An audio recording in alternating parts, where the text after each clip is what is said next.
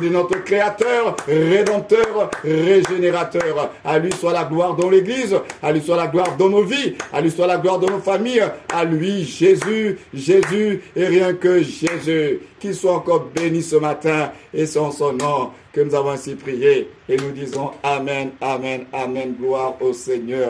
Alléluia, merci Seigneur. Alors, soyez encore bénis ce matin, vous qui êtes rachetés de l'agneau. Alléluia. Un peuple mis à part, un peuple acquis, dit la Bible, une nation sainte, un royaume de sacrificateurs. Vous savez, quand on parle royaume de sacrificateurs, il nous introduit dans le mystère de l'ordre de Melchisédek. Parce que l'ordre de Melchisédek, c'est l'ordre des rois sacrificateurs. Et en Christ Jésus, nous sommes rois sacrificateurs. Alors les autres, ils étaient dans un autre ordre, où ils étaient soit rois, où ils étaient sacrificateurs. Mais l'ordre de Melchisédek en Christ Jésus, c'est l'ordre des rois sacrificateurs. Et nous le sommes en Christ Jésus. C'est pourquoi nous avons la grâce. Nous ne pouvons pas imaginer, frères et sœurs, ce que nous avons reçu de Jésus. Le diable s'est arrangé à ce que nous puissions amoindrir le don. Il a dit, si tu connaissais le don de Dieu. C'est un don global. Un don global. Le cadeau de Dieu pour le genre humain.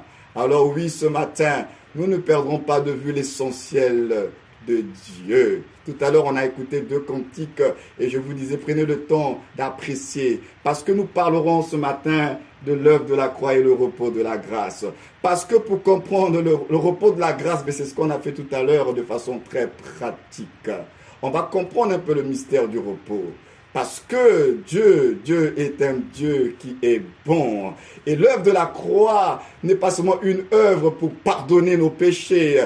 L'œuvre de la croix n'est pas seulement une œuvre pour dire, bon, maintenant vous êtes réconciliés avec Dieu. L'œuvre de la croix également est une œuvre qui a introduit le mystère de la foi et également qui nous a introduit dans le repos de la grâce. Donc quand on parle de la croix, c'est pas seulement une affaire de pardon des péchés. L'œuvre de la croix, c'est, comme je le disais, c'est le nord de notre foi, c'est le repère, comme une boussole. Le nord donne l'orientation. Et si la boussole perd son nord, vous ne pourrez pas avoir la direction. Dans la foi chrétienne, dans la vie chrétienne, notre nord, c'est l'œuvre de la croix. C'est le repère, c'est l'incontournable. Si vous sortez de la croix, si vous cessez de regarder à la croix, alors vous êtes perdu. Alléluia. Alors, la croix introduit des mystères. Et les mystères de la croix, nous les vivons par la foi. Et là encore, comme je vous l'avais dit une fois, il y a un souci aujourd'hui, c'est que nous n'avons pas encore, il y a un souci, c'est que nous n'avons pas encore réalisé la culture de la foi. Souvenez-vous, nous avons parlé des serpents de Moïse. Alors je veux juste prendre cet exemple-là pour nous aider à comprendre quelque chose ce matin. Pour que tu puisses passer d'un niveau de performance et de piété personnelle à rentrer dans le véritable sens de la foi, selon Dieu. Alors ils étaient mordus par des serpents avec le venin et la mort était en train de faire ses ravages parce que les serpents les avaient mordus. La mort était en train de faire son travail.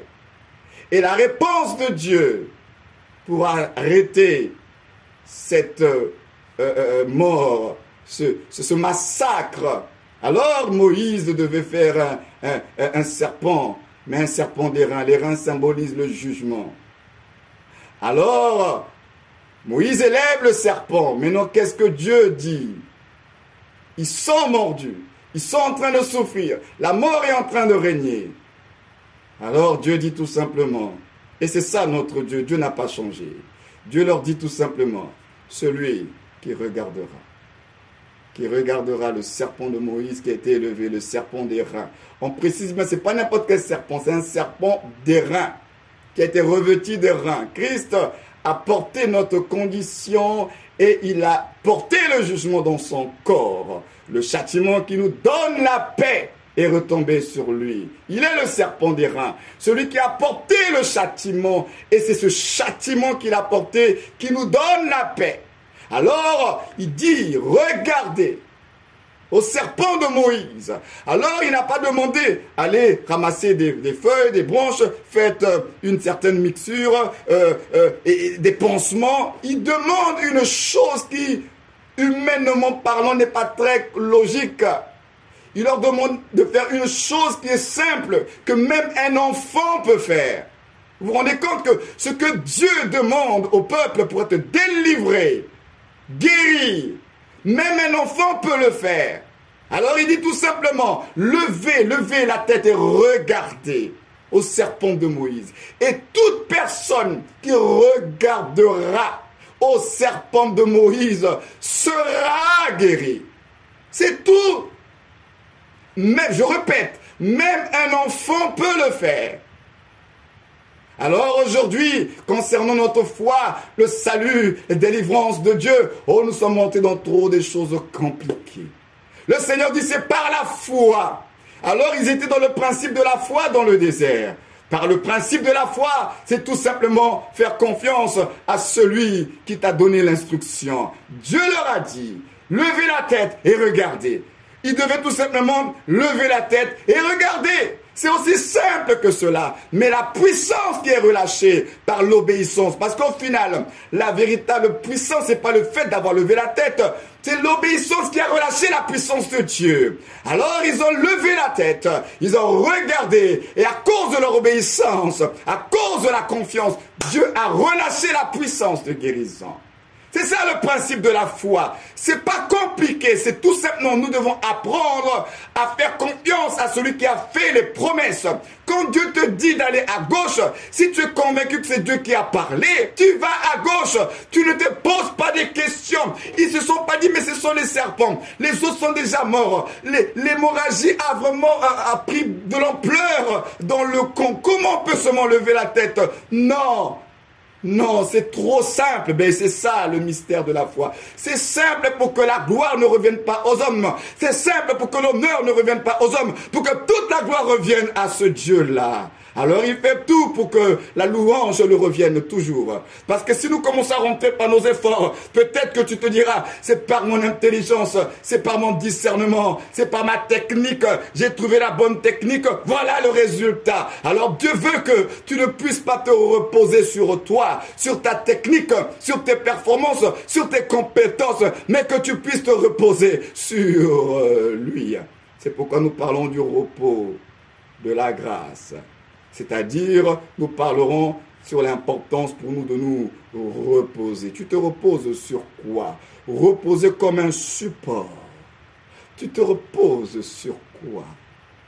Alors, c'est pourquoi nous avons dit que la croix de Jésus, c'est la boussole de la foi.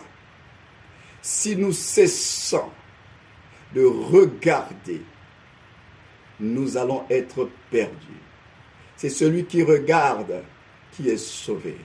Parce qu'en regardant à la croix communique la foi du salut. La foi du salut vient de la croix. C'est la croix qui te communique la foi du salut, la foi de ta guérison, la foi de ta délivrance, la foi de ton miracle. C'est la croix qui est le repère. C'est tout simplement l'œuvre de Christ. Alors nous sommes en train de parler de repos et nous allons lire deux textes. Il y a plusieurs repos dans la Bible. Il y a le repos de Dieu, il y a le repos des enfants d'Israël, il y a le repos en Christ et tout cela. Et comme comme disent les théologiens, il y a ce qu'on appelle la loi de la première mention.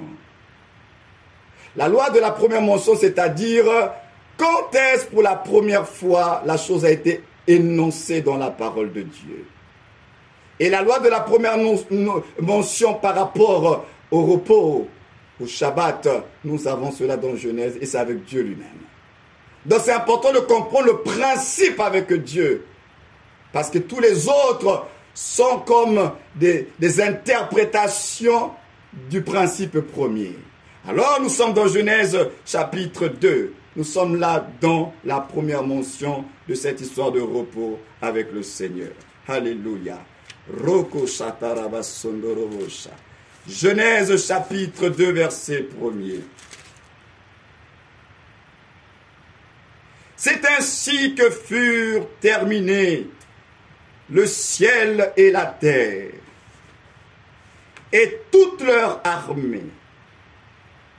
Le 7e jour, Dieu mit un terme à son travail de création. On dit Dieu mit un terme à son travail de création le 7e jour.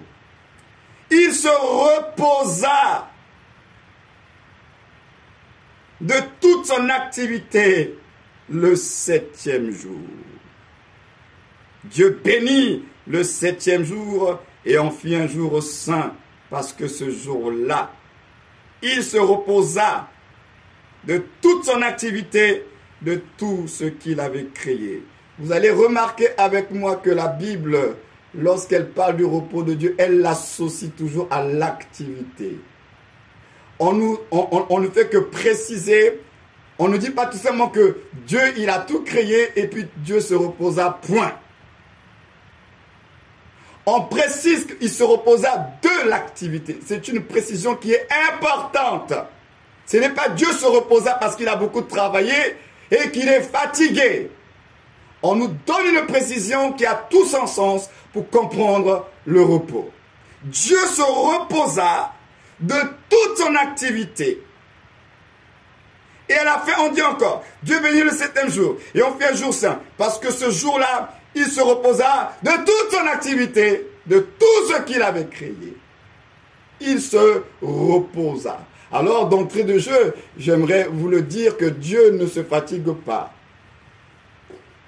Donc, si Dieu ne se fatigue pas, alors le repos en question, c'est quoi? Parce que Dieu ne se fatigue pas. Dieu n'est pas un homme. Dieu ne s'épuise pas. Quelle que soit l'activité qu'il va faire, il est omnipotent. Il a toute la puissance, toutes les capacités. Ce Dieu omnipotent-là, il ne se fatigue pas. Mais alors, on nous parle d'un repos de Dieu, alors que ce Dieu-là ne se fatigue pas. Et si nous lisons cela de façon terre à terre, au premier degré, cela est contradictoire avec la nature de Dieu. Parce que si nous prenons cela au premier degré, ça veut dire que Dieu, après avoir travaillé, il est fatigué, donc il veut prendre un peu ses RTT. Il veut se reposer. Non, Dieu ne prend pas les RTT parce que Dieu ne se fatigue pas. Alors on nous parle de quoi? C'est un mystère. Le repos de Dieu, c'est un mystère. Ce n'est pas parce qu'il a beaucoup fait, comme nous d'ailleurs. On peut avoir beaucoup travaillé toute la semaine sur des projets. Tu as tellement donné. Et puis à un moment donné, tu dis, bon là, je vais faire une cassure, je vais souffler un peu. Ça, c'est nous les hommes. Mais Dieu n'est pas un homme. Dieu ne prend pas le temps de souffler pour se relancer. Il est tout puissant. Aucune faille, aucune faiblesse se trouve en lui. Mais ce repos-là, comme vous venez de le constater, c'est un repos qui est rattaché à l'activité, à l'œuvre de Dieu. Dieu se reposa de son activité. Alors, c'est pourquoi nous disons que ce repos-là est toujours lié à l'activité de Dieu. Donc, Dieu, il fait une activité, mais pas n'importe quelle activité de Dieu. Le repos dont nous parlons, c'est le repos qui est lié à l'activité, c'est-à-dire à l'œuvre achevée. Toute œuvre achevée de Dieu fait entrer le repos. Je précise bien, et suivez-moi extrêmement bien. Je parle ici pas de toute œuvre, je parle d'œuvre achevée. C'est l'œuvre achevée, ce sont les œuvres achevées de Dieu qui introduisent le mystère du repos. Donc, pourtant, vous avez remarqué que après avoir créé le monde et tout ça là, Dieu a continué à agir sur la terre. Dieu a continué à faire des œuvres sur la terre. Ce repos, il est particulier parce que c'est lié aux œuvres achevées. Là où Dieu met la perfection. Donc, c'est un élément non négligeable que j'aimerais que vous ne puissiez pas perdre de vue, que le repos de Dieu est lié aux œuvres achevées qui introduisent ce repos-là. Alors, on va lire deux textes dans l'épître de Paul aux Colossiens. Colossiens chapitre 2, à partir du verset 1er au verset 3. Colossiens chapitre 2, à partir du verset 3 plutôt. On va directement aller plutôt au chapitre 3. Au verset 1er.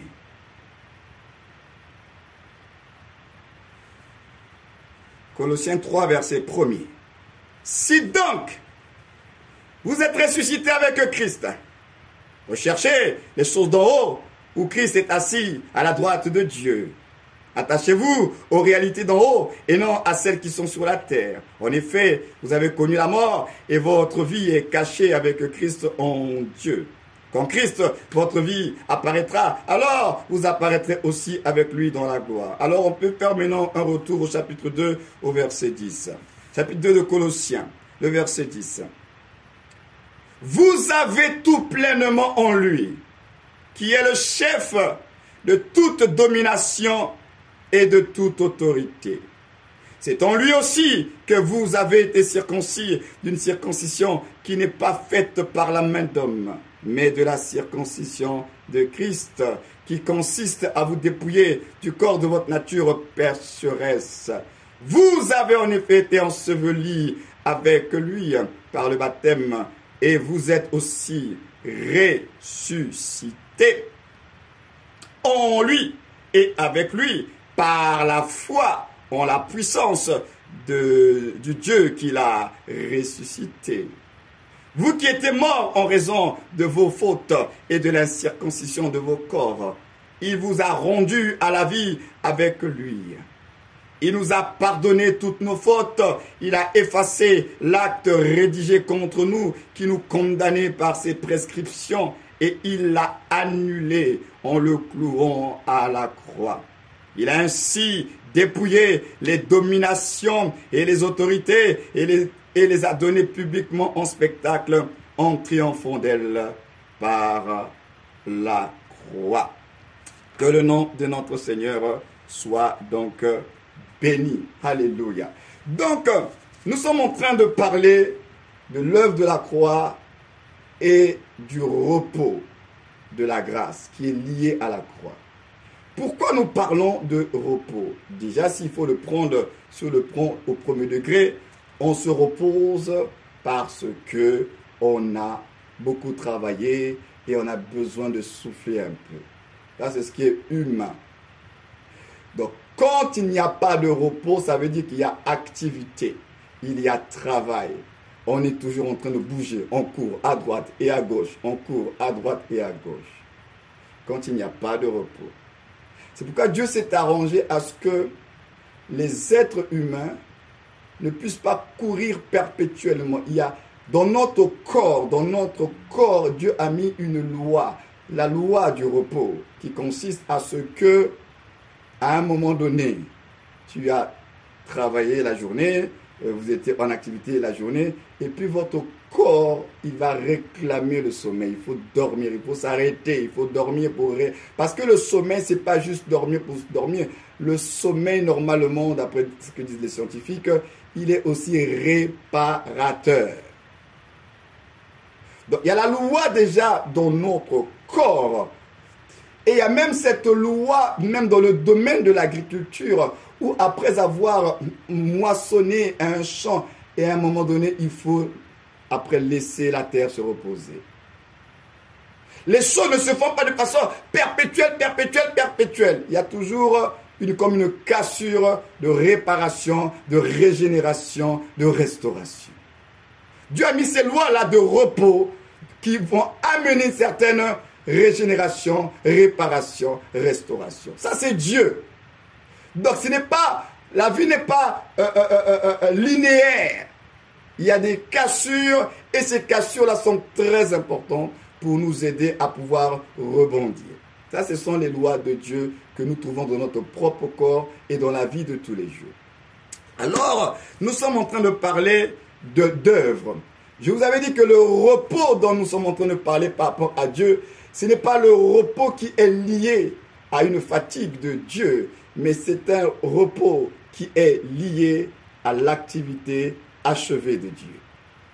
C'est pourquoi pendant 6 jours, Dieu va travailler. C'est un travail. Il a fait une activité. Pendant 6 jours, il a fait une activité de 6 jours. Et dans les 6 jours en question, il a aussi relâché des paroles.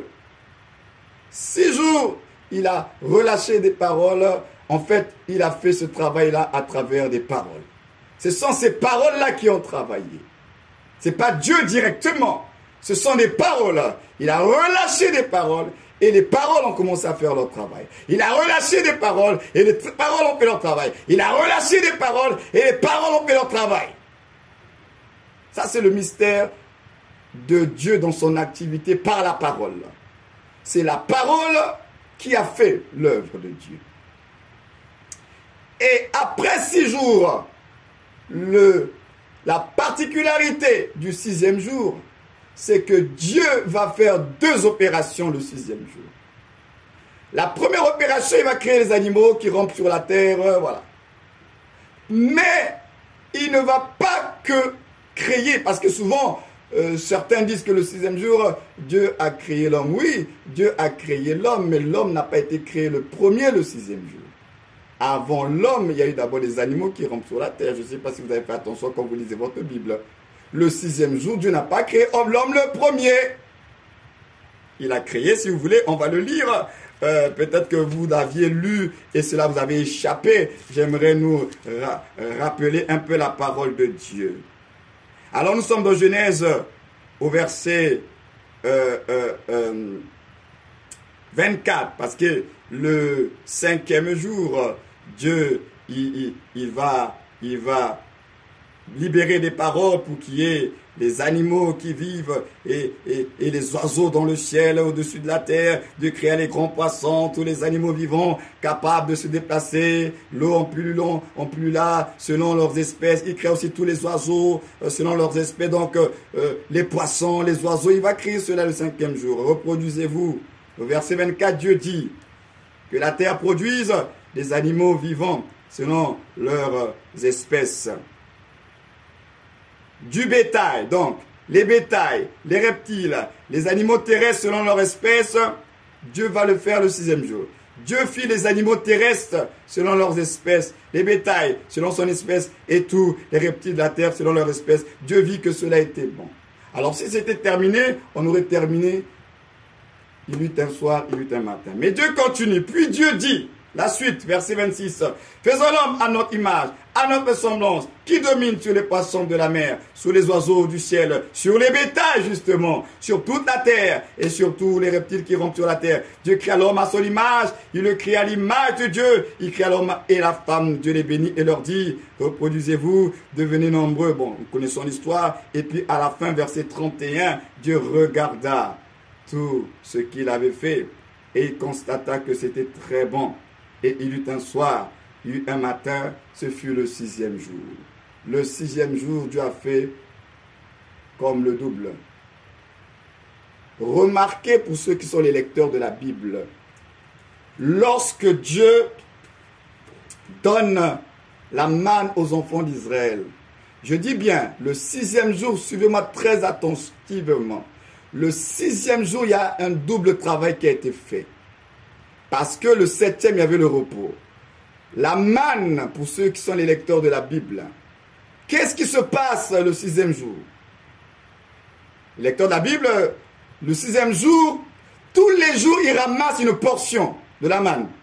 Le premier jour, une portion. Deuxième jour, une portion. Troisième jour, une portion. Quatrième jour, une portion. Cinquième jour, une portion. Mais le 6e jour, ils prennent doublement. Ils prennent une portion parce que le 7e jour, ils ne doivent pas travailler. Doublement, ils reçoivent le 6e jour. Dieu, c'est un Dieu de mystère pour introduire dans le repos. Tout est lié à sa personne divine. Alors, Dieu a créé le monde.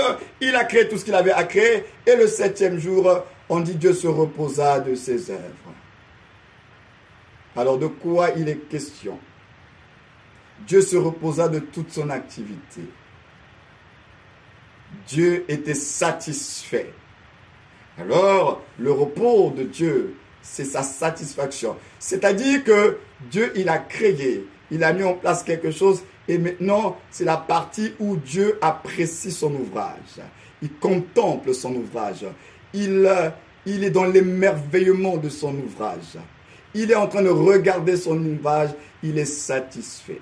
Donc c'est juste le moment où Dieu a fait, et en fait c'est l'observation, c'est la contemplation, c'est l'appréciation. Ce que j'ai fait est bon, il n'y a rien à dire, tout est parfait. Parce que c'est l'œuvre achevée et parfaite. Donc Dieu regarde à l'œuvre parfaite et achevée. Et Dieu est content. Ça c'est la loi de la première mention.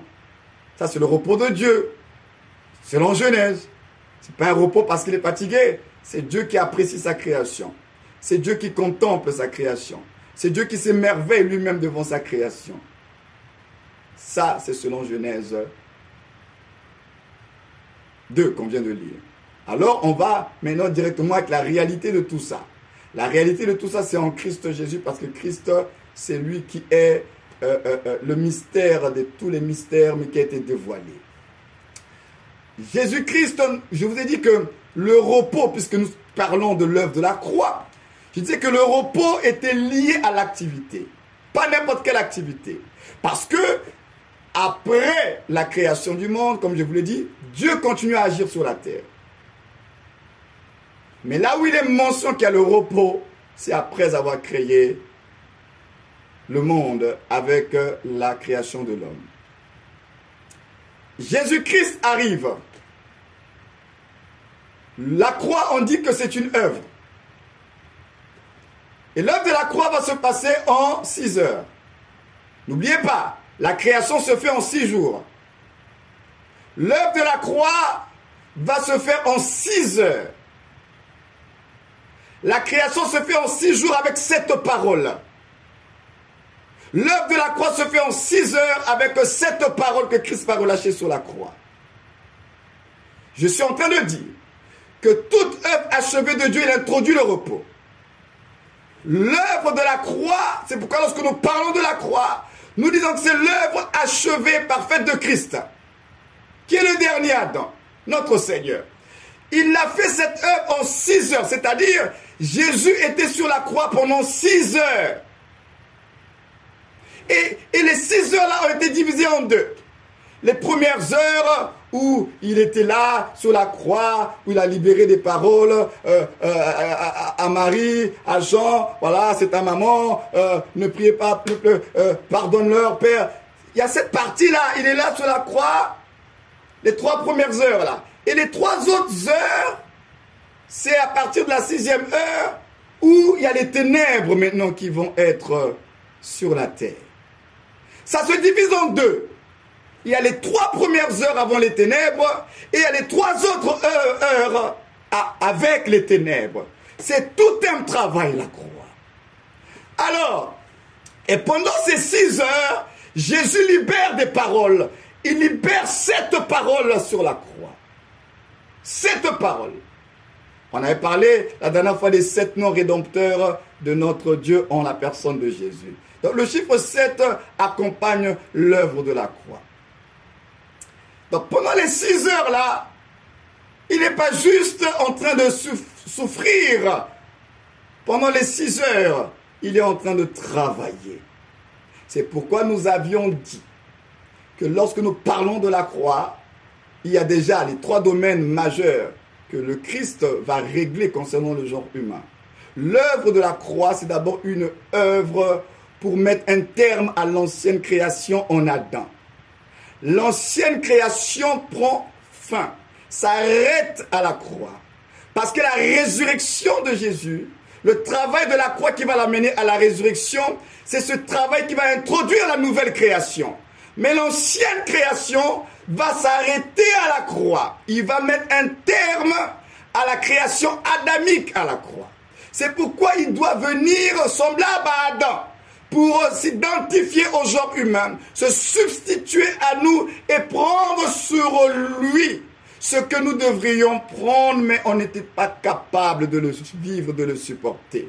Alors, puisque c'est une affaire également de l'homme et de Dieu, alors il est venu ramener la paix entre Dieu et les hommes par l'œuvre de la croix. C'est un travail. Les hommes sont réconciliés avec Dieu par la croix. Parce que l'œuvre de la croix, ce n'est pas une affaire de péché et de Satan. Ça, ce ne sont que les conséquences. L'œuvre de la croix, c'est un problème c'est la solution au problème entre Dieu et les hommes. C'est d'abord une affaire de Dieu et les hommes. La question du péché, la question du diable, ce ne sont que les conséquences. C'est parce que l'homme est séparé de la gloire de Dieu. C'est parce que l'homme a perdu la gloire de Dieu qu'il s'est retrouvé exposé. Donc la question du péché et du diable ne sont que les dommages collatéraux de la séparation de l'homme et Dieu. Voilà pourquoi l'œuvre de la croix vient d'abord régler un problème entre Dieu et les hommes. D'où la Bible parle de réconciliation. Il a réconcilié le monde avec lui-même. Il a ramené la paix entre nous et lui. Et là encore, regardez la folie de l'amour de Dieu. C'est lui qui est l'offensé. Ce sont ces lois qui ont été transgressées. Naturellement, c'est ceux qui ont fauté, qui viennent demander pardon et qui viennent s'amender auprès de celui en qui ils ont transgressé. Mais là, Dieu va faire les choses autrement. C'est lui qui vient, il va s'abaisser. Il vient à nous pour chercher la paix. Alors que c'est nous qui avons créé le problème. Dieu vient à nous pour chercher la paix. Pour dire, bon, enterrons les choses du passé. Il nous donne le moyen de nous réconcilier avec lui. C'est lui-même, c'est son initiative parce que personne parmi les hommes n'avait pris cette initiative d'aller se réconcilier avec Dieu. Ésaïe dit que chacun suivait sa propre voie, chacun faisait ce qu'il voulait. Personne cherchait Dieu, personne aimait Dieu, personne s'intéressait au Dieu véritable. Alors lui-même, par amour, il va s'abaisser. Par amour, il va s'humilier. Et il va venir vers nous. Alors j'aime bien les paroles de ce cantique-là, qui dit que tu n'as pas attendu que je vienne à toi. Il dit, tu as revêtu notre humanité. Donc c'est toi qui es venu parce que tu as revêtu notre humanité. Il dit, tu n'as pas attendu que je crie vers toi. C'est toi qui m'as appelé le premier. C'est Dieu qui prend l'initiative, alors que frères et sœurs, il n'était pas obligé de le faire, c'est lui qui est l'offensé. Vous allez remarquer souvent c'est comme ça. Quand quelqu'un t'a fait du mal, dit ah c'est lui, moi j'attends. Si lui me demande pas pardon, moi si je reste dans mon coin. C'est même pas moi, c'est lui qui a fauté. Dieu aurait pu avoir la même attitude. Ce sont les hommes. S'ils ne prennent pas conscience, moi aussi je ne bouge pas. S'ils ne prennent pas conscience, les serpents continuent à les tuer là-bas. Moi je reste dans mon coin. Mais regardez ce que l'amour de Dieu a fait faire à Dieu. L'amour de Dieu l'a amené au dépouillement, à l'abaissement. Il a revêtu. Vous savez, l'incarnation, il a perdu quelque chose. Dieu n'est pas homme. Il est. Le Dieu qui est devenu par amour pour nous. Parce que celui qui est, il ne devient pas. Mais il a dû devenir par amour pour nous. Devenir homme. Alors que Dieu n'est pas homme. Dieu est esprit. Il est le Dieu invariable, mais il a accepté par amour de devenir variable pour un peu de temps. Il a accepté par amour d'avoir des limitations à cause de son amour pour nous. C'est pourquoi on parle du dépouillement de la divinité, de son humiliation, l'abaissement. Lorsqu'on parle de l'abaissement de Dieu, on parle de tout ça.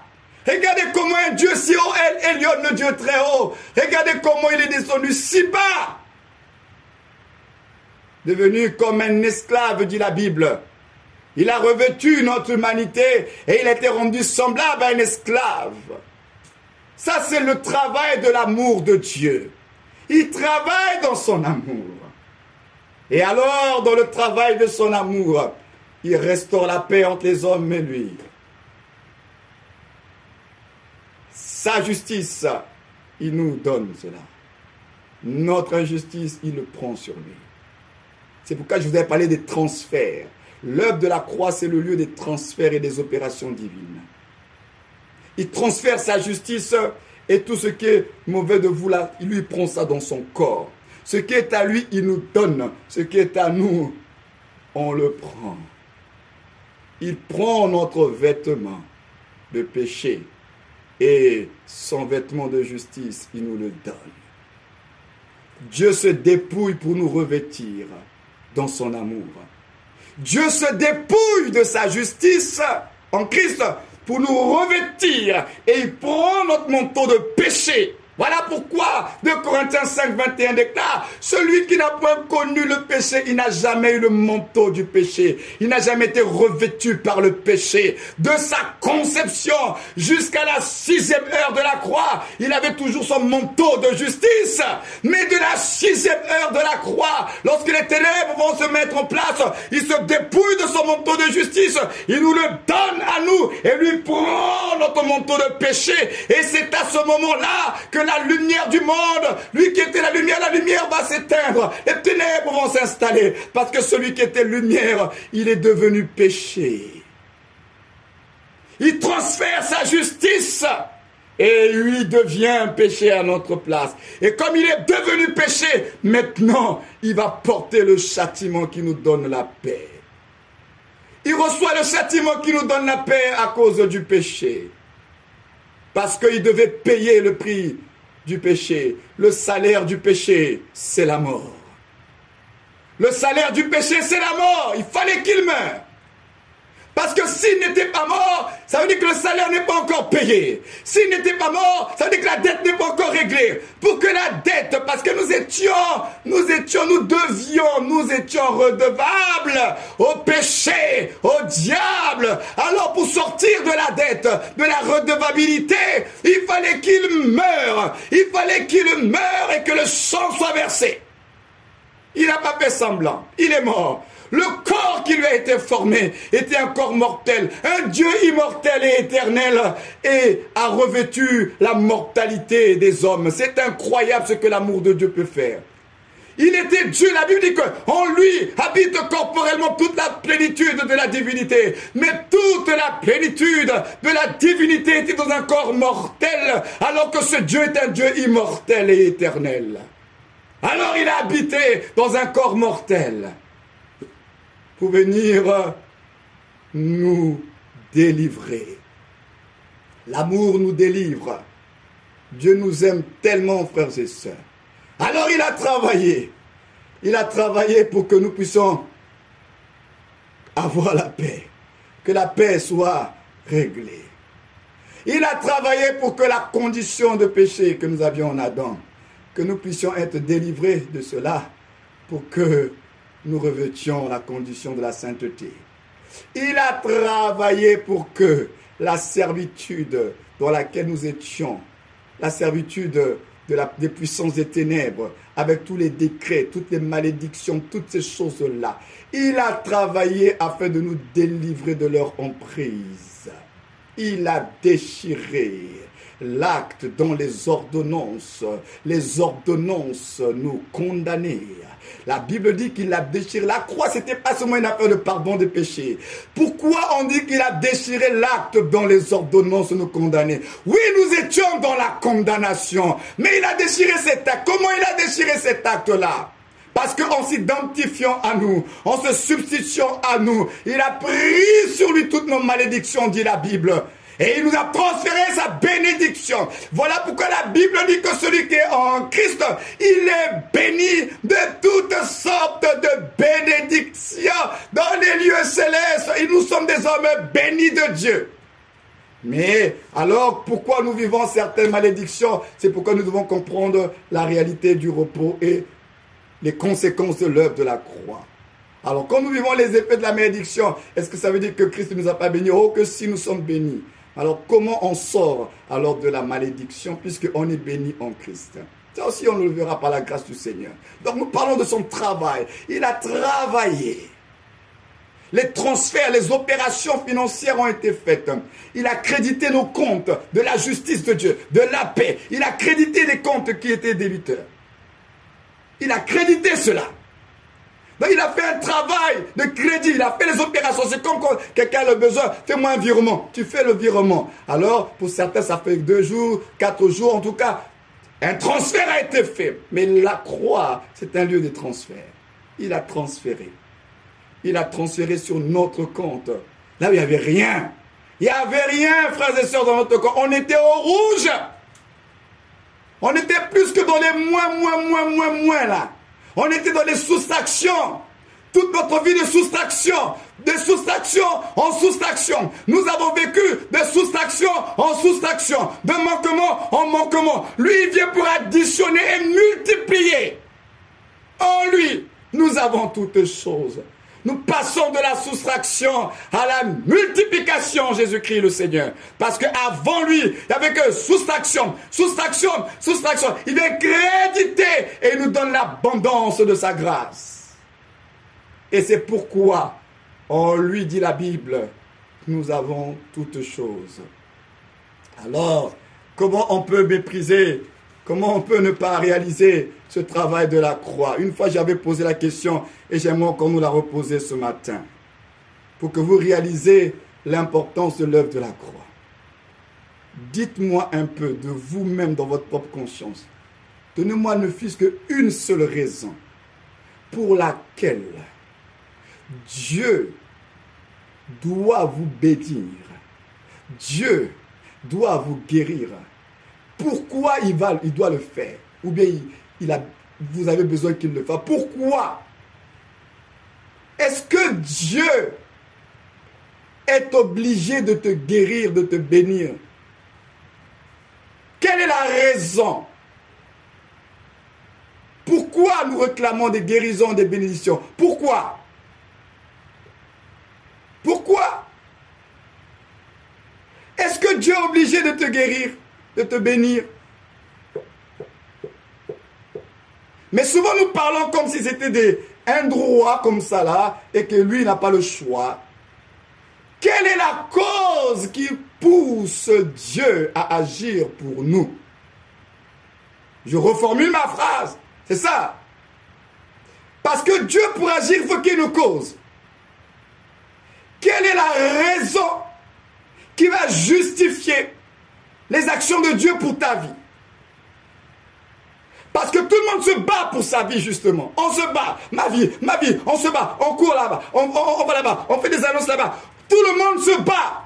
Donc tout le monde n'est pas dans le repos. Parce qu'on se bat. On travaille. On cherche des solutions. On court à droite et à gauche.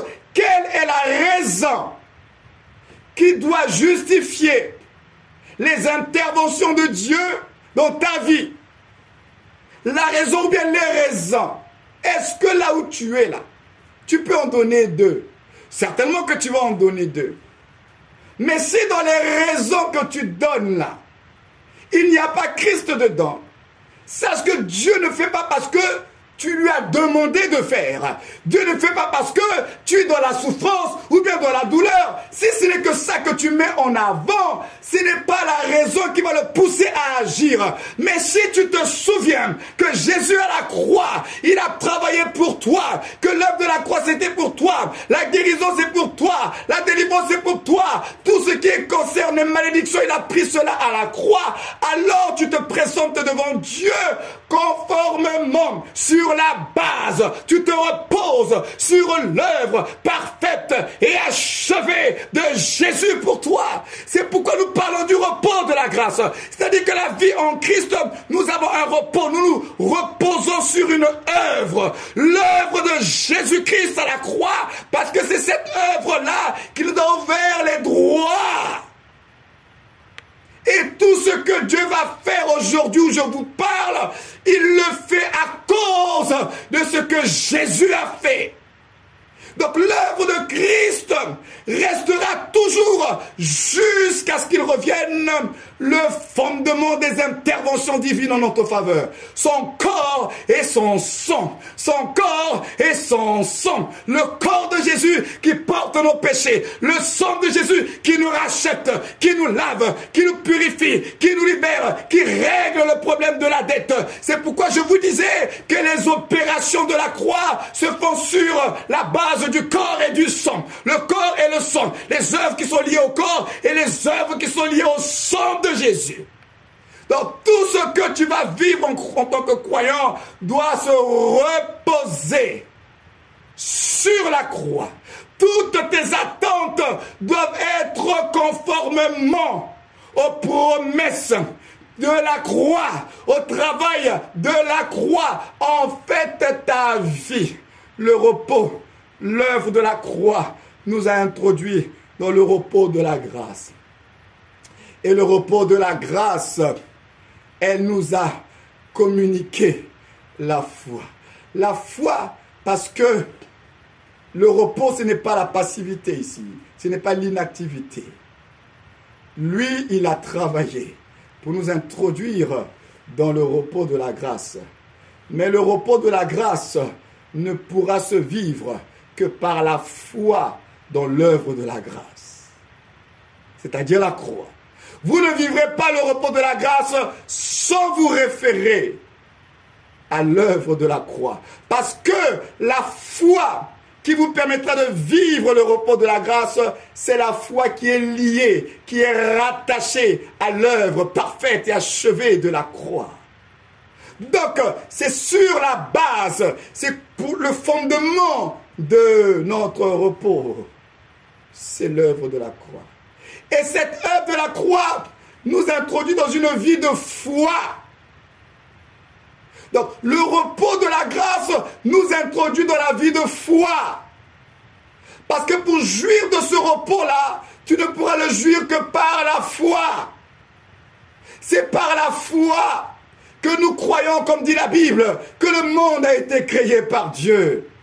C'est par la foi que nous contemplons les merveilles, nous apprécions le Créateur de tout ce monde-là. Alors le repos de la grâce nous introduit dans la vie de la foi. Et cette foi-là, frères et sœurs, j'insiste, cette foi-là, elle se repose sur l'œuvre parfaite et achevée de Christ. Pourquoi beaucoup de luttes? Pourquoi beaucoup de combats dans la vie des chrétiens? Pourquoi on continue à courir à droite et à gauche? C'est parce que nous n'avons pas compris que l'œuvre de la croix nous a introduit dans le repos de la grâce et que le repos de la grâce se vit par la foi et que cette foi-là, ce n'est pas le résultat de ta piété. Cette foi se repose sur l'œuvre parfaite de Christ à la croix. Alors tu es épuisé parce que tu te reposes sur ta piété, sur ta sanctification, sur tes connaissances, sur ton niveau spirituel et tu essaies de produire et ça t'épuise.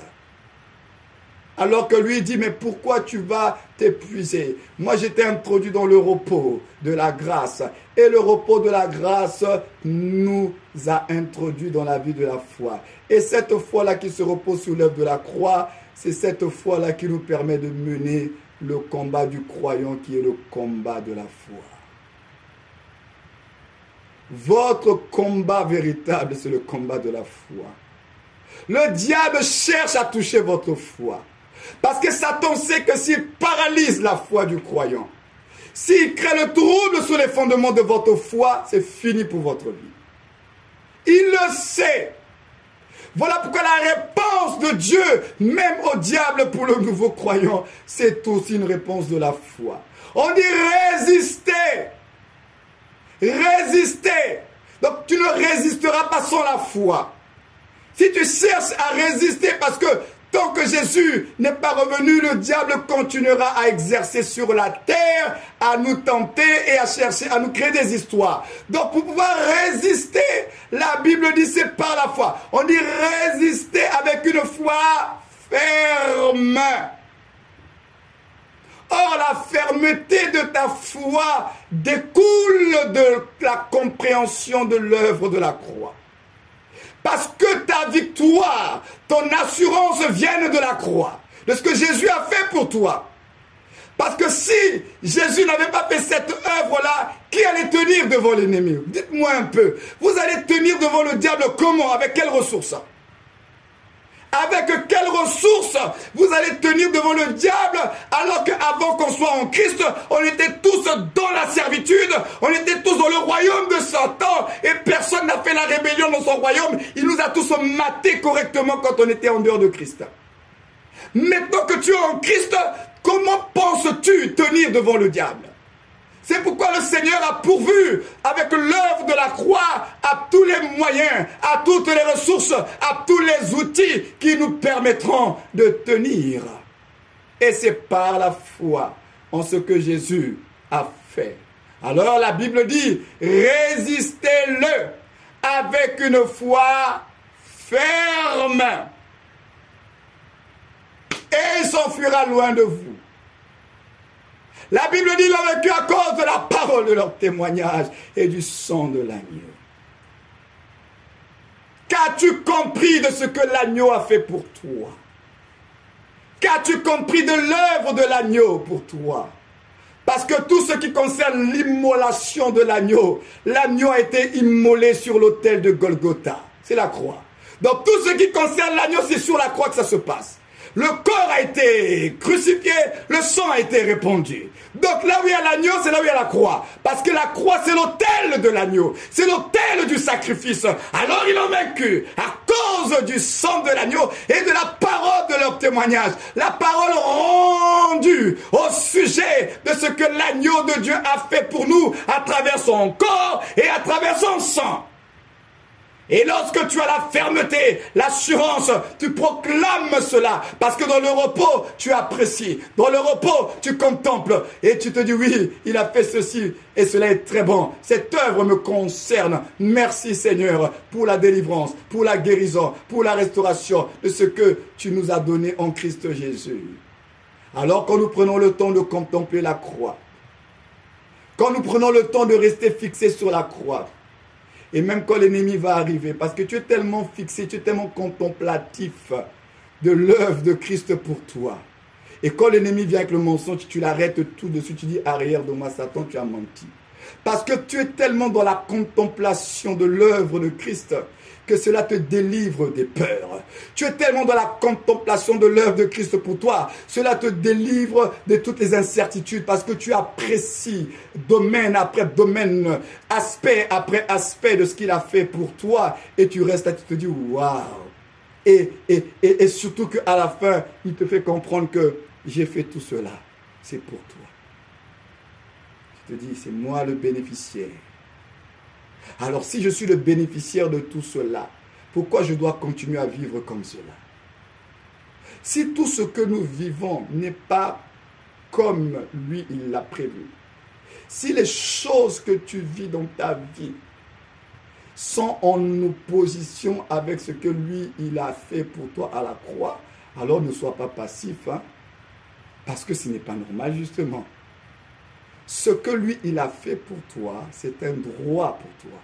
Oh, j'aimerais le répéter. Ce que lui, il a fait pour toi, c'est un droit pour toi. Et comme c'est un droit pour toi, tu as donc le droit de réclamer ce qui est à toi.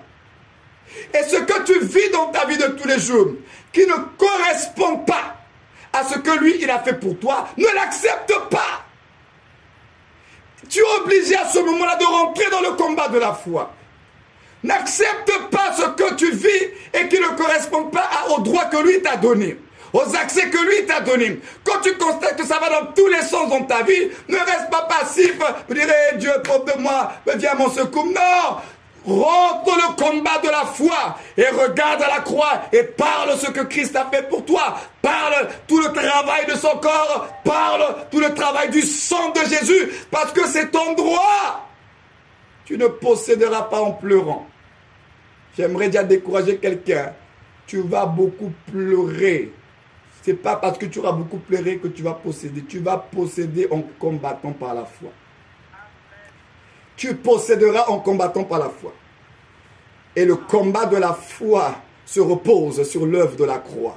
Oh, je veux encore le répéter. Le combat de la foi se repose sur l'œuvre de la croix. Si tu ne rentres pas dans le combat de la foi, tu ne vivras pas les effets de l'œuvre de la croix dans ta vie parce que c'est la foi qui active les réalités de l'œuvre de la croix. Et si tu ne comprends pas le lien entre la foi et la croix, alors tu vas être là, tu penseras que Dieu t'a abandonné. Alors que lui, il a combattu le véritable combat de ta destinée. C'est lui qui l'a combattu. C'est lui qui a vaincu. Maintenant, toi, il te dit, moi, j'ai combattu le vrai combat. Maintenant, toi, combat le combat de la foi. C'est-à-dire, ce que moi, j'ai fait pour toi, reste assis, debout sur ça. Parce que tu es encore dans une condition avec les luttes extérieures. Tu as encore tes 5 sens qui sont là. Ce n'est que par la foi de ce que j'ai fait pour toi que tu ne vivras pas la servitude de toutes ces réalités extérieures. Si tu cesses de croire, sache qu'à cause de ton corps qui est encore corruptible, et de ton âme qui doit être renouvelée, tu ne vivras pas le repos de la grâce. Alors tu vas vouloir encore te battre. Tu vas vouloir te battre. Tu vas toi-même décréter des 40 jours de jeûne et prière. Parce que tu te dis que c'est avec 40 jours de jeûne et prière que tu vas obtenir des résultats. Mon ami, si ce n'est pas le Saint-Esprit qui te pousse dans ce genre de jeûne-là, tu es en train de perdre ton temps. Tu vas peut-être faire une cure d'amaigrissement. Tu vas gagner peut-être en perte de poids. Mais sur le plan spirituel, cela n'aura aucun impact. Si tu penses que c'est par là que tu vas obtenir, lui-même il dit que quand vous jeûnez, ce n'est pas pour moi, c'est pour vous-même. Il y a les jeûnes qui sont des convocations solennelles de Dieu, poussées par le Saint-Esprit. Et ce genre de jeûne-là, ça a un impact spirituel parce que c'est une sainte convocation de Dieu. Mais si c'est les jeûnes que toi-même tu décrètes là, parce que tu as vu qu'il y a un mouvement de jeûne, tout le monde jeûne, sache que cela n'aura aucun impact spirituel du côté de Dieu. Ça va te permettre juste de perdre un peu de poids et de changer ton régime alimentaire. Mais la victoire du croyant, c'est la foi. C'est la foi. C'est la foi. Maintenant, si dans les directions du Saint-Esprit, il te pousse à associer d'autres choses à celui, mais le fondement de notre victoire, c'est la foi. Nous sommes plus que vainqueurs. La Bible dit quoi? Nous sommes plus que vainqueurs par celui qui nous a aimés. Non, nous nous reposons sur son amour. Mais son amour a été pleinement exprimé pour nous où? À la croix. Donc, c'est à cause de son amour et de ce qu'il a fait pour nous dans son amour que nous faisons reposer notre foi. Donc, le chrétien, c'est quelqu'un qui est tout le temps en train de regarder à Jésus. Et plus tu regardes à Jésus, plus, je le répète, frères et sœurs, le fait de regarder à Jésus et à l'œuvre de Jésus, ça te délivre des peurs. Ça te délivre des craintes. Parce que quand tu regardes à Jésus et à l'œuvre de la croix, tu te dis, mais s'il a fait ce travail pour moi, pourquoi je reste dans cet état-là? Lui m'a déjà délivré. Pourquoi je continue à avoir peur? La question se pose.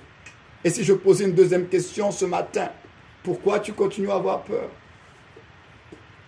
Pourquoi tu as encore des peurs? Pourquoi tu as encore des craintes? Pourquoi? Est-ce que l'œuvre du Christ était une œuvre inachevée? Parce que les œuvres achevées de Dieu nous introduisent dans le repos. L'humanité devait fonctionner pleinement après le 7e jour. Dieu a créé l'homme, le 7e jour s'est reposé et Adam a commencé à vivre. 6 heures sur la croix, 7 paroles ont été relâchées. Après l'œuvre de la croix, il est mort, il est ressuscité, il est remonté dans la gloire du Père. Et par sa résurrection, il a introduit la nouvelle création. La nouvelle création est le résultat du repos. Le repos de Christ. Et ce repos-là, il nous le donne. C'est pourquoi, frères et sœurs, le chrétien n'est pas celui qui court à droite et à gauche pour sa vie. Quand tu commences à courir à droite et à gauche, chercher des solutions pour ta vie en dehors de lui, tu es sorti déjà du repos de la grâce. Tu es déjà sorti du repos. Parce que ta paix, ton shalom se trouve en lui. Et vous savez tous que le shalom, c'est le tout de Dieu. Donc si vous sortez de ce shalom-là, vous n'avez plus le tout de Dieu, vous vous êtes exposé maintenant à ces craintes, ces peurs. Pourquoi tu es en train de courir à droite et à gauche? Je vous ai pris l'exemple au commencement de mon message du serpent de Moïse. Ils n'ont pas fait un effort très mystique et très spirituel. Ils ont seulement obéi à l'instruction. On leur a dit, levez la tête, regardez. Pourquoi ne pouvons-nous pas oser le faire en Christ? De regarder à la croix, de contempler l'œuvre. Eux, ils devaient regarder, ils devaient contempler le serpent des reins. Nous, aujourd'hui, nous regardons l'œuvre de Christ à la croix, nous le contemplons pour être délivrés. Ce n'est pas compliqué. Mais pourquoi on a du mal à nous arrêter sur la croix? On est peut-être parmi ceux-là qui regardent juste une fois et puis qui continuent leur chemin. Et le Saint-Esprit vient rappeler à son Église. la boussole, le repère de ta foi, c'est la croix. Si vous enlevez la croix, la foi là, que nous confessons là ne sert à rien. Parce que ta foi se repose toujours sur un objet. L'objet de notre foi, c'est l'œuvre de Christ pour nous. Et l'œuvre de Christ pour nous, c'est la croix. C'est là-bas qu'il a travaillé. Vous voulez retrouver la paix, la joie du salut. Réapprenons à contempler Jésus. C'est pourquoi au début de mon message, j'ai fait écouter ces deux chants. Pour nous aider à comprendre qu'il faut le contempler. Remplissez vos vies de la contemplation de l'œuvre de Christ. Écoutez des messages qui parlent de l'œuvre de Christ pour vous. Ça va vous fortifier. Parce que finalement, qu'est-ce que le repos de la grâce va apporter? Mais ça va apporter un esprit de reconnaissance. Vous allez être débordant de reconnaissance. Vous allez être débordant de reconnaissance. Merci. Parce que vous ne cesserez de dire merci Jésus. Merci Jésus. Merci Jésus. Deuxièmement, qu'est-ce que cette œuvre va apporter dans vos vies? Ça va apporter en vous un esprit d'adoration. Vous allez être des vrais adorateurs. Waouh! Et Dieu, merci. Tu adores le Seigneur. Tu le sers à cause de ce qu'il a fait pour toi. Et par-dessus tout, qu'est-ce que cela va communiquer? Mais cette œuvre-là, plus on va la contempler, ça va fortifier la foi que tu as. La foi se fortifie. La foi s'affermit. Et ta foi, pour être fortifiée, ta foi, pour être affermie, elle a besoin que l'œuvre de Christ, tu regardes à l'œuvre de Christ. C'est l'œuvre de Christ qui va affermir ta foi. Parce que quand tu regardes à l'œuvre de Christ, ça va de nouveau ramener l'assurance. Tu vas recontempler le Seigneur. Surtout qu'à ce moment-là, tu ne vas pas juste voir la croix comme étant une œuvre ordinaire. Voyez la croix, frères et sœurs, comme étant le travail qui a été fait pour vous. Ce n'est pas son travail, c'est le travail qu'il a fait pour vous.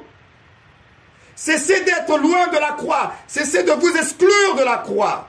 La Bible dit que nous avons été crucifiés avec Christ. Donc par substitution, il a payé le prix. Mais c'était pour nous, pour ton compte. Alors, quelqu'un qui a travaillé pour ton compte, cherche à savoir le travail qu'il a fait. Comment tu peux? Je vais prendre une image très forte. Hein. Ce n'est pas nous qui l'avons embauché, hein. C'est lui qui est venu nous servir. Mais quelqu'un qui te sert, tu n'as pas besoin de savoir ce qu'il fait pour toi. Toi, tu as quelqu'un dans ta maison qui est en train de te servir, de prendre soin de tes enfants, de ta maison. Tu ne cherches pas à vérifier le travail qui est en train d'être fait. Lui, ce n'est pas toi qui l'as embauché, c'est vrai. Mais un travail a été fait, on dit que c'est pour toi. Tu ne cherches pas à savoir le travail qui a été fait. On dit que c'est pour toi. On parle même d'héritage. Bon, l'héritage, on te dit que tu es héritier. Tu ne cherches pas à savoir le contenu de ton héritage. Mais quel est cet héritier-là qui ne cherche pas à savoir le contenu de son héritage? Si tu avais le mauvais père, le mauvais tuteur, et que tu es en colère contre lui, mais est-ce que Dieu, là, Dieu c'est un mauvais père? On est héritier de Dieu. Il dit qu'il y a un héritage pour toi. L'héritage en question, tu ne cherches pas à savoir de quoi il est question. C'est ça l'église d'aujourd'hui. L'église d'aujourd'hui ne cherche pas à savoir ce qui a été fait pour elle. L'église d'aujourd'hui se contente juste du superficiel. Jésus-Christ est mort pour nos péchés. Alléluia. Et puis hop, maintenant que nous sommes enfants de Dieu, on continue notre vie. Vous ne cherchez pas à savoir, à contempler. C'est ce qui manque à l'église. Ce qui manque à l'église d'aujourd'hui, c'est la contemplation. Contempler. Alors j'aime bien une fois l'apôtre Paul David, il disait que dans l'ancien temps, les gens cherchaient la face de Dieu. Mais sous la grâce, nous ne cherchons plus la face de Dieu, mais nous contemplons Dieu par le Christ. Si hier il cherchait la face de Dieu, mais aujourd'hui nous le contemplons. Nous contemplons Christ à travers son œuvre.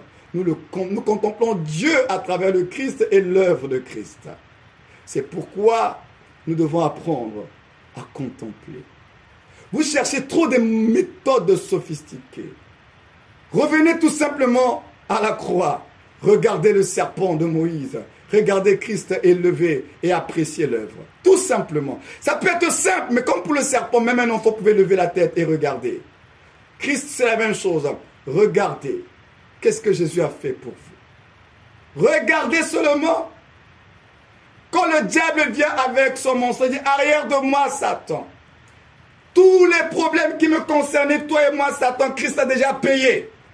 C'est là qu'intervient ce qu'on appelle le rachat, la rédemption. Il nous a rachetés pour lui appartenir.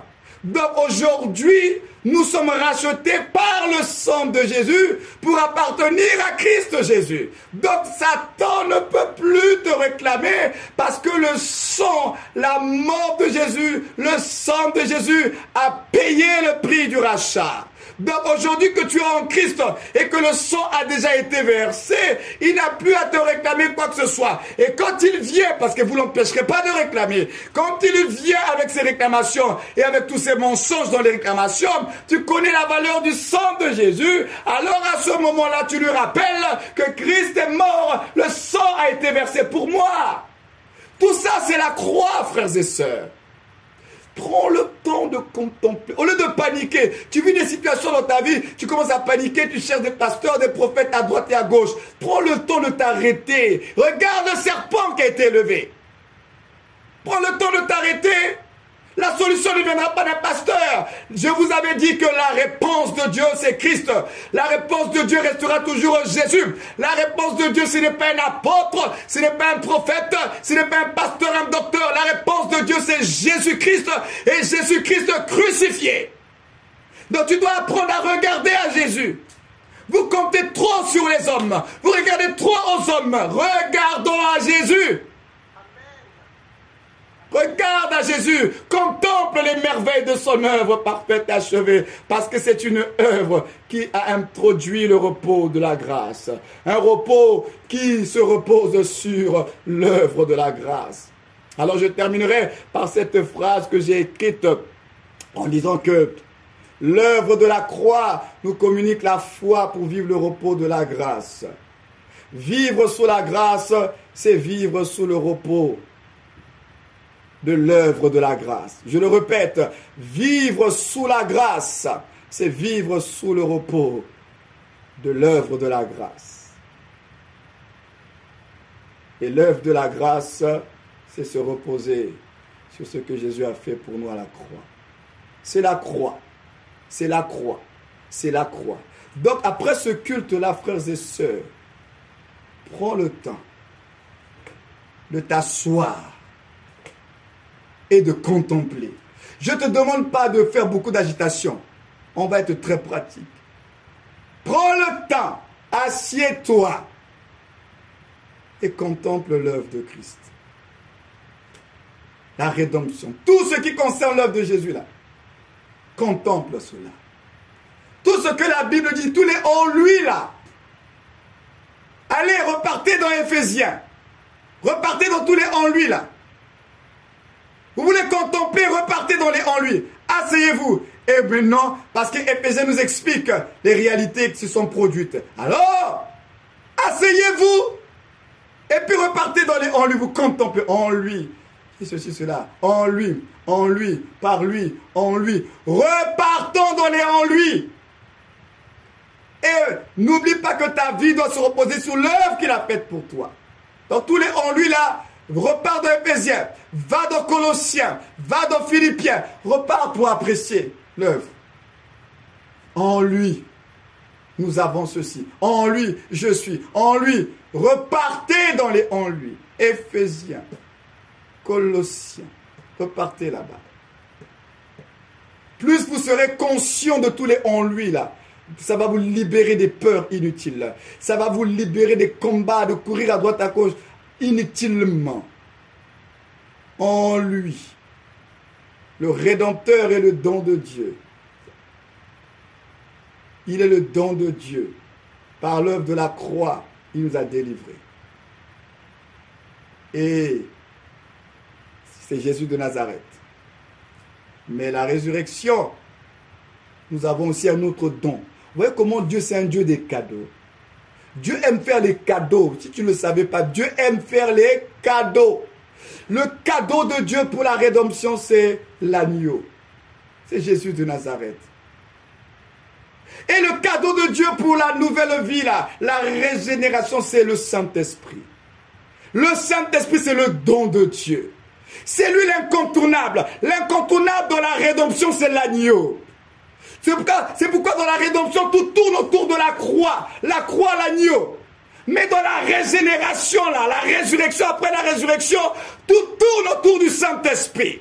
C'est lui qui nous introduit dans la vie de l'Esprit. C'est lui qui vient à te rassurer que tu es un enfant de Dieu. C'est lui qui te rappelle les paroles de Jésus. C'est lui qui te conduira dans toute la vérité. C'est lui qui va t'investir des dons spirituels. C'est lui qui te prépare à l'enlèvement. Le Saint-Esprit, il est le don de Dieu pour la résurrection. Le don de Dieu pour la rédemption, c'est l'agneau.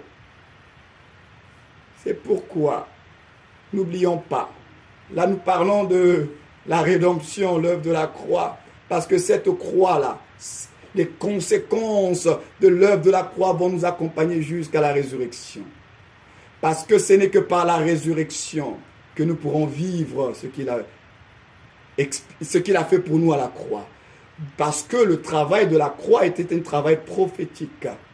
Tout le travail qu'il a fait était prophétique. Ça veut dire qu'à l'époque où Christ était crucifié, là, il a fait une œuvre prophétique, mais l'activation de tout ce qu'il a fait là, ne devait se faire que par la résurrection. Parce que le travail de la croix, là, ce n'était pas pour tout le monde. C'était pour quiconque croit. Donc, il est mort pour tout le monde. Mais je vais plutôt dire, ça ne s'activera que pour celui qui croit. Les transferts dont je parle là, il est venu opérer les transferts. Mais tout le monde ne vivra pas les transferts parce que c'est pour quiconque croit. Transféré du royaume de ténèbres au royaume de lumière. Il est venu préparer les documents légaux officiels pour que tu puisses être transféré. C'est la croix qui a préparé tous les documents légaux pour permettre le transfert parce que nous étions dans le royaume des ténèbres. Les documents légaux pour dire qu'à partir de maintenant c'est terminé, il ne va plus faire partie de ce royaume. C'est l'œuvre de la croix qui règle ça. Maintenant c'est par la résurrection, la foi en Jésus-Christ que nous activons. La foi en Jésus-Christ active le transfert. Et alors à ce moment-là, celui qui a cru en Jésus-Christ, le transfert s'active et il passe des ténèbres à la lumière. C'est pourquoi j'aimerais dire que le transfert des ténèbres à la lumière n'est pas automatique. Les documents légaux ont été signés. Le Christ a déjà réglé toutes les formalités. Mais pour activer le transfert, c'est par la foi en Jésus. Ceux qui sont nés de Dieu, ceux qui ont pris part à la résurrection, c'est par leur foi que le transfert va être déclenché. Si vous n'avez pas la foi en Jésus-Christ, vous êtes encore dans les ténèbres. Dans le royaume des ténèbres. C'est celui qui est né de nouveau, qui passe des ténèbres à la lumière. Donc, il a réglé tous les documents légaux pour le monde entier. Maintenant, l'activation, les transferts, c'est par la foi. C'est pourquoi je vous avais dit que la foi, c'est l'incontournable dans le royaume de Dieu. La foi, il a fait toute cette œuvre-là, mais vous ne pouvez pas activer ça sans la foi. La clé principale d'activation, c'est la foi. Alors que lui, il a déjà tout fait. Maintenant, il attend que les gens manifestent la foi. Voilà pourquoi la Bible dit, celui qui croira, c'est une affaire de croire. C'est une affaire d'accepter les dons de Dieu.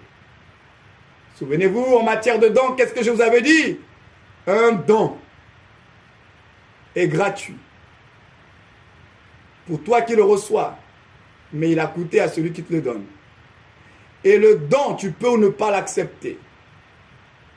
Mais il restera le don gratuit. C'est ce que Jésus a fait. L'œuvre de Christ est le don gratuit de Dieu pour toi. Pour te délivrer de toutes les choses que je vous ai partagées depuis quelque temps. Ça lui a coûté, hein. Mais pour toi qui le reçois, tu n'as pas à faire des efforts. Tu n'as qu'à tendre la main. Tu acceptes. Et tous les bénéfices sont à toi. Donc, pour avoir tous les bénéfices, il te dit, ne transpire pas. Crois seulement, comme le serpent. Regarde et tu vivras la chose. Mais nous, on veut compliquer les choses. Le don est gratuit. Ta responsabilité, prends la main. Prends. Dieu nous donne. La foi saisit ce que la grâce nous donne.